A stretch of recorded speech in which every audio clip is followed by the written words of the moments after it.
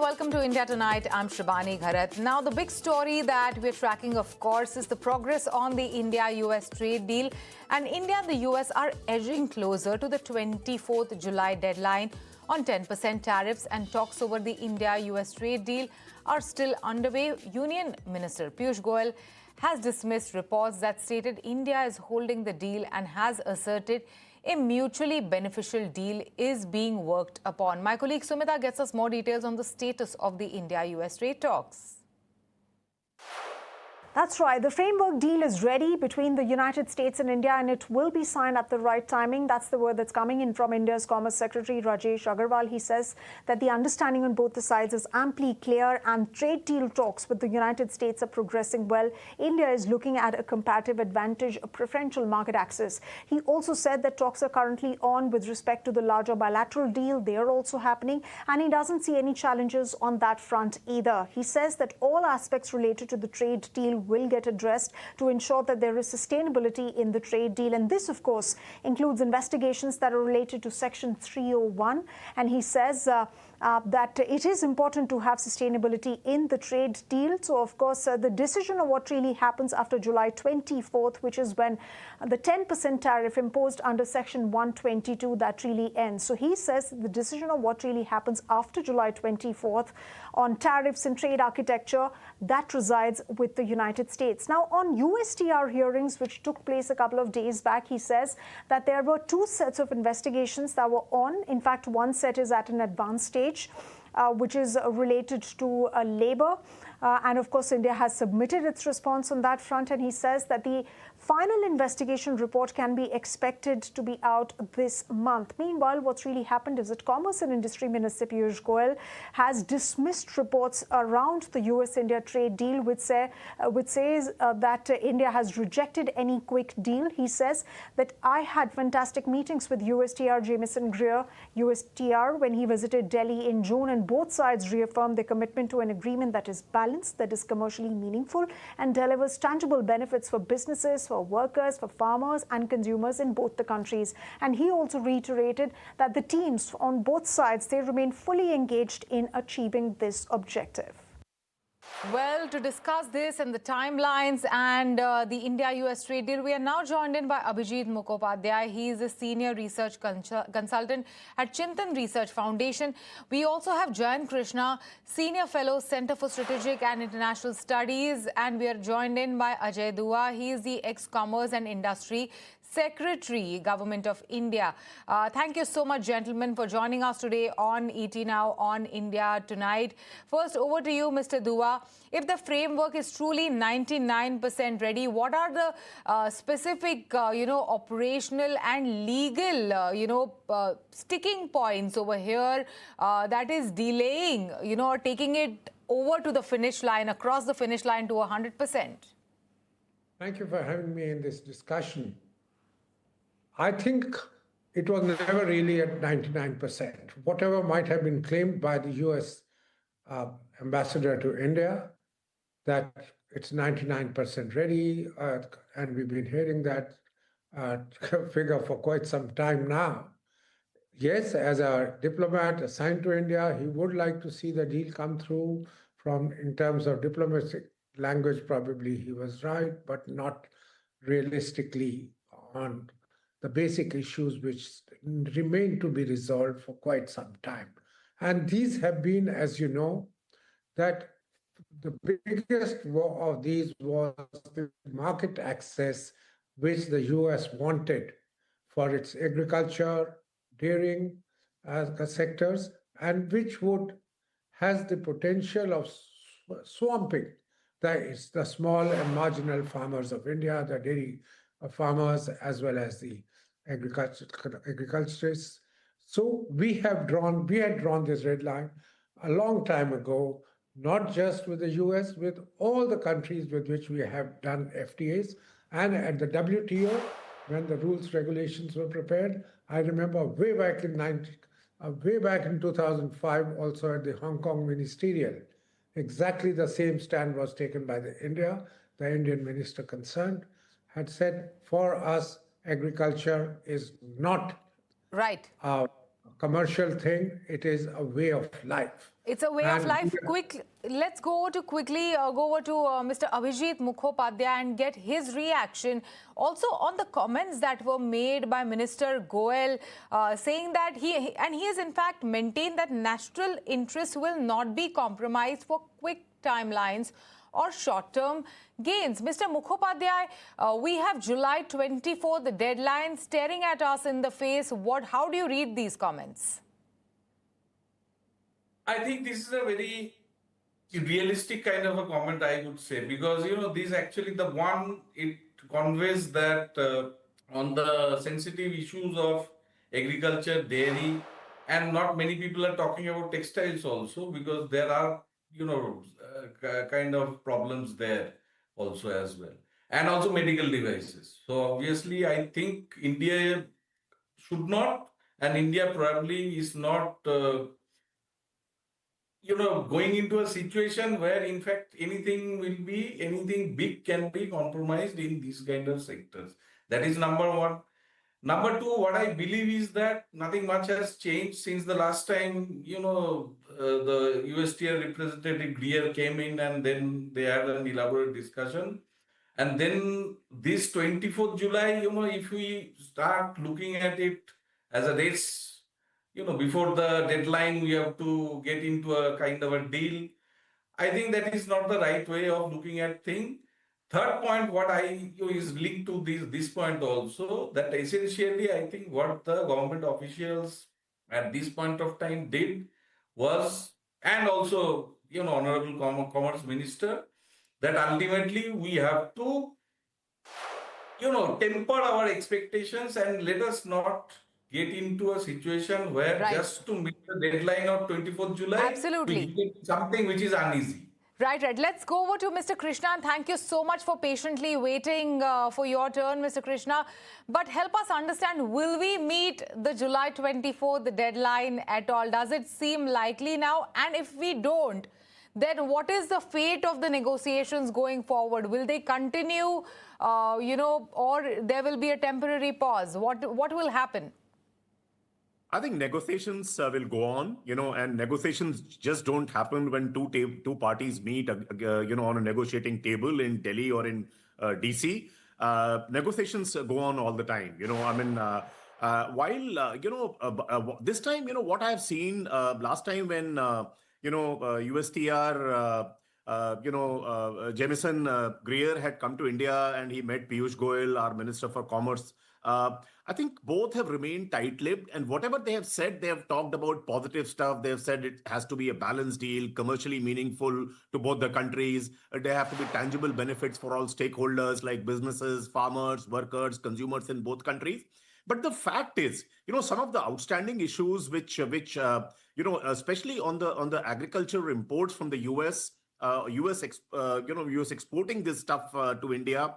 I think those remain, especially with regard to corn, soya, cheese, and so on and so forth. I think there, a complete agreement has not happened, despite the fact that Commerce Secretary Rajesh Agrawal has said there's no obstacles left. It's a very, very well-structured deal, just waiting for the right time to sign. But I think these issues have not been sorted. Otherwise, it's beyond anybody's imagination why it is not getting signed at all. And let's not forget, few months ago, we were we had announced that the deal is done, and where the major ingredients were that India had agreed to lower tariff on US industrial goods, some of the agro products like nuts, fresh fruits, soybean oil, and reduce dependence on Russian crude oil imports. And in lieu of that, US had agreed for an 18% duty on Indian goods, right? So I think we had both countries had announced, but some developments, as we all know, happened, because of which it couldn't get signed. So I think, to my mind, these agriculture product, exports of US to India to have a greater access of Indian market, that remains an outstanding issue. Although both sides are not openly agreeing to that. Right. Also, both sides are not openly agreeing to the agriculture issue. But Ajay Dua, I would come back to you now. Now, Commerce Secretary Rajesh Agarwal maintains that, the Section 301 investigation is separate from the trade negotiations that are ongoing for the deal to be signed between India and US. But help us understand, can a commercially meaningful deal or a pact still will exist going forward with US if we are still, if US still applies that 12.5% tariff? I think it's a very strange or a unique situation when it comes to the powers of the US government, US president in this case, with respect to trade. While he cannot levy tariffs as per the Supreme Court ruling, which has reiterated it, without going to the Congress, he has been vested with certain powers under Section 301. That's the one which, when he found his powers under Section 122, having been struck in the court saying he cannot be fixing tariffs without coming to the Congress, he has invoked those powers under 301, which have been vested with the US president for a long time. And those are the ones which he is trying to invoke. He has sometimes in the past, earlier presidents have also, but let's understand, I appreciate that these are for a limited period. For instance, under 301, he has put it on across 60 countries of the world that they are using forced labor. Hence, he can go up to 12.5% penalty for a certain number of days. I believe it's 150. That's been for 5 months. His powers under one clause end under 122. He invokes another. Similarly, he's also got yet another clause of 301 that if it can be established that countries are trying to dump their materials on the US and somebody is able to substantiate it, which means as of now, the trade investigators working under the president in his commerce wing, if they can say, yes, countries have created surplus capacity only to dump USA with cheap goods, he can levy another set of duties. Right, so right. What is about 10% there? So what is happening? Again, limited period. The question is, given with his powers to continue with the levies expiring on 24th of July, the normal tariff which he had earlier posted at 18%, now it is 10% across the world. He is now trying to collect from here and there how he can continue. So one is the forced labor, second is surplus capacity. But the fact is all that India is seeking, I'll just take a second more of yours, all that India is seeking is that if you are entering into a deal with us, even if it is a limited deal, what low-hanging fruits, tranche one, please forsake your investigation powers. Today we agree on a certain tariff, but if you tomorrow come on at 12.5% extra, then at 10% extra. So not everyone is on the same table, when it comes to this. Also, Minister Goel has, flatly dismissed reports of a deadlock as false and baseless. Now, why is there such a massive disparity, Mr. Jayant Krishna, when it comes to official statements from the ministers and what the media is reporting when it comes to the deadlock and, India holding out for better terms? Why is there such a massive disparity? See, I think there is a mutual dependence both countries have on each other. See, media can be speculative, it can and unlike what has happened in the last 1 year, I think this time both countries have been very, very they have been very savvy in terms of what to talk to media. So they have not come. Let's not forget, US, India is their second largest trading partner, right? And for us, it is so important. It is our largest FDI. US is the largest FDI invested into India, right? So I think it's a strategic relationship that both the countries have, and there is a growing realization that I think, but see, negotiations are always give and take. You lose on some point, you gain on some other point, right? And in today's day and age, countries do not necessarily get what they deserve. They get what they negotiate, right? So I think both countries have been trying their best, and this time, they have not been. Nobody has been putting their foot into their mouths, and very very very very balanced approach. Right. Everybody has had. If you look at Ambassador Sergio Gore, Gore, yeah. he has been very very positive. USTR has been very positive. Everybody has been very So very the optics look good, but final comments from you, Mr. Abhijit Mukhopadhyay, help us understand, given Goel's assertion that national interest will not be compromised, and the deal will not be rushed, is, India, if I may ask, politically prepared or economically prepared to absorb the friction if right now, given the situation right now, if the deal doesn't go through immediately in the next few months? Absolutely, because what I believe is that something is on the cards. This is pure hunch on my part. But what I believe is that possibly what India rationally, if we look at the entire situation, then what India can rationally do is that they can request the US that, look, the deal may not be finalized, deal may take some more time, but don't put in an extra tariff, then whatever, had actually happened till the, just, 1.5 months ago also, in the entire year. So, let us not get into that kind of a friction kind of a thing. Let us talk about something like which is bearable. Let's put it somewhere around 10% to, let's say around 15 to 18%.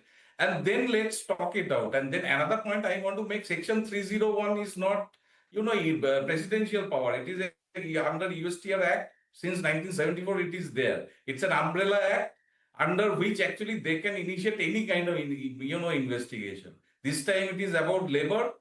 Any kind of unfair practice, whenever USTR feels and they can provide evidence, they can initiate any kind of investigation. So this is a tricky kind of a situation. So obviously, those who are absolutely optimistic about meeting the deadline, I was a little bit skeptical even last time also, even this time also, I will say Right. the best possible situation will be to maintain a status quo or, on a lower side between these two countries, Right. bilateral. Right. Thank you so much, gentlemen, for joining us today on ET Now. Due to paucity of time, unfortunately, I'll have to halt this discussion, but it was wonderful having you on India Tonight. Thank you. Pleasure. Well, now moving on, HCL Tech doubles down on data center business as it announces 3,500 crore investment in its data center business. During the post-earnings conference, MD and CEO C. Vijay Kumar said that the demand for global data center is expected to triple by 2030, and the tech major is looking to strengthen India's presence at the domestic opportunity stands at $20 billion. Talking about the quarterly results, HCL Tech reported steady set of numbers for the first quarter with all key metrics coming in line with the expectations. The tech major has also announced a dividend of ₹12 per share. My colleague Darshita Jain joins in from the research desk for all the number crunching. Right, HCL Tech's Q1 FY27 results were largely in line to what the street was estimating. If you look at the dollar terms, the revenue declined 0.9% sequentially, coming in at $3.65 billion, but still came in ahead of the estimate. Whereas on the rupee side, the revenue grew 1.8%, coming in at 34,579 crore. Now on the profitability side, the EBIT stood at 5,800 crore with margins at 16.86%, which were both ahead of the estimates, whereas on the PAT came in at 4,600 crore, which was slightly below the expectations. Now, operationally, the quarter remained healthy. The constant currency revenue declined 0.5% QOQ, while the TCV came in strong at $2.4 billion for this quarter, whereas it was $1.812 billion same quarter last year. If you look at the advanced AI revenue, which also grew 10% sequentially, coming in at $171 million. Now, management has retained the guidance on both the company and for the service revenue growth. While if you look at the EBIT margins, the guidance has been retained here as well of 17.5 to 18.5%. It also expects the global data center demand to triple by 2030 and will make an initial investment of 3,500 crore rupee in AI data center with a long-term target of building 50 megawatt capacity. Now, on the AI, management believes that the pricing deflation from AI should remain limited at around 2 to 3% and sees a $20 billion AI opportunity in India, where it plans to strengthen its presence. It also expects the ER&D business to emerge as the biggest growth driver once the discretionary spending revives. Now, finally, management highlighted the improving capital efficiency with company level ROIC at 40.7% and service level ROIC at 47.8%. Now, the operating cash flow remains strong at 19,258 crore and the FCFF stood at 17,843 crore. Also on the Middle East side, the company said its exposure is limited to just 0.5%, indicating the minimal impact from the region. Now, shares of TCS ended over 5% higher in trade after the tech major announced it bagged a multi-million contract from Swedish industrial technology company ABB. As a part of this multi-year deal, TCS will expand its role from managing ABB's infra and applications to delivering end-to-end global network operations via integrated network as a service model. Talking to ET Now post earnings last week, TCS COO Asti Subramanian had highlighted TCS's strong momentum in European markets and alluded to ABB deal. Let's listen in. In fact, if you look at some of the deal wins this quarter, right, they are all from Europe, and I think Europe has done well from a deal momentum perspective. So whether it's SKF or some of the other deals, and I think we announced our ABB deal also, which is a large network transformation deal and completely, that is another one. And there are other deals as well. So I think Europe is doing well in terms of deal momentum. And I think every deal has to have a AI-centric value proposition today. I think that is table stakes. It's about how do you create differentiation with AI. And that's how we are looking at all these deals.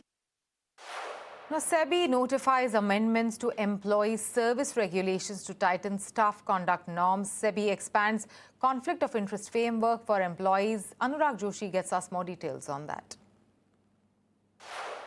Securities and Exchange Board of India has notified the amendments to the employees service regulations to tighten staff conduct norms. These regulations will apply to SEBI's employees and expand the conflict of interest framework for the staff. SEBI has broadened the definition of family and dependent under the new service regulations, and the definition of family now includes adopted and also stepchildren. The definition of dependent has been expanded to include persons substantially dependent on the employee, and SEBI has mandated a 2-year cooling period for former employees representing clients before the markets regulator. Former employees are barred from appearing before SEBI in proceedings and settlements during the cooling off period, and these employees must disclose their job negotiations within 1 month. The amendment is aimed at strengthening transparency and also preventing the conflicts of interest. Moving on, Supreme Court has asked the centre to place before it the rules that have been framed to modernize aviation sector. The apex court passed the order while hearing a plea filed by a social activist who has sought a robust and independent regulator that ensures transparency and passenger protection across the civil aviation sector and regulatory guidelines to control the unpredictable fluctuations in airfare. Kuldeep filed a report earlier today. Well, the Supreme Court has directed the union government to submit a copy of rules framed to regulate airfares. The direction comes in a petition seeking guidelines to control unexpected fluctuations and sharp increases in airfares. The bench headed by Justices Vikram Nath and Sandeep Mehta has asked the union government to submit the copy within 2 weeks. Remember, the direction came after the council appearing for the union government informed the court that that the union government has already framed rules, and these rules will be submitted in the parliament within 30 days. The petition was filed to seek directions to the union government and Directorate General of Civil Aviation to frame binding rules on airfare pricing and cap surge pricing. The petitioner also sought directions to regulate baggage and extra charges, fix cancellation and refund norms, and create an independent aviation regulator with powers to protect consumers. The Apex Court has now posted this matter for hearing on August 3rd. Thanks, Kuldeep. Now, Indian women's cricket team has scripted history at the home of cricket. Team India became the first ever women's team to win a test match at Lord's, defeating England by a commanding 270 runs. It was a complete team performance. Yashtika Bhatia etched her name on the prestigious Lord's Honours Board with a magnificent century, while Kranti Gaur starred with the ball, claiming a match-winning haul to be the player of the match. Times Network's Karishma Singh joins us with more details.